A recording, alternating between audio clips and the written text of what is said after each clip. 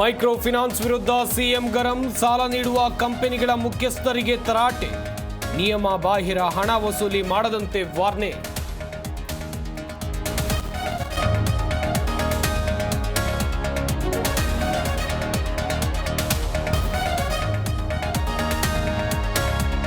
ಕುಮಾರಸ್ವಾಮಿ ತಂದಿದ್ದ bill work ಆಗ್ತಾ ಇಲ್ಲ.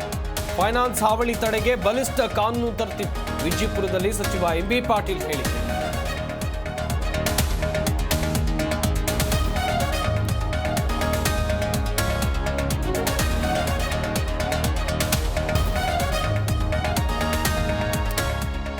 ಫೈನಾನ್ಸ್ ಸಿಬ್ಬಂದಿ ಕಾಟಕ್ಕೆ ಗ್ರಾಮವನ್ನೇ ತೊರೆದ ಕುಟುಂಬ, ಪ್ರತಿದಿನ ಮನೆ ಮುಂದೆ ಬಂದು ಕುಟುಂಬಸ್ಥರಿಗೆ ಧಮಕಿ, ಮನೆ ಬಾಗಿಲಿಗೆ ನೋಟಿಸ್ ಅಂಟಿಸಿ ಮಾನ ಹರಾಜು.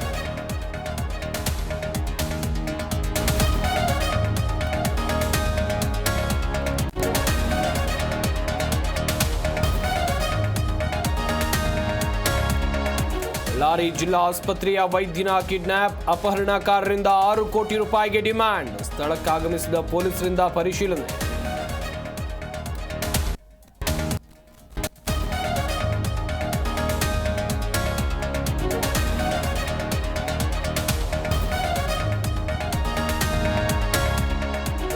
ದೇಶದೆಲ್ಲೆಡೆ 76ನೇ ಗಣರಾಜ್ಯೋತ್ಸವಕ್ಕೆ ಕೌಂಟ್ ಡೌನ್. ಈ ಬಾರಿ ಇಂಡೋನೇಷ್ಯಾ ಅಧ್ಯಕ್ಷ ಮುಖ್ಯ ಅತಿಥಿ.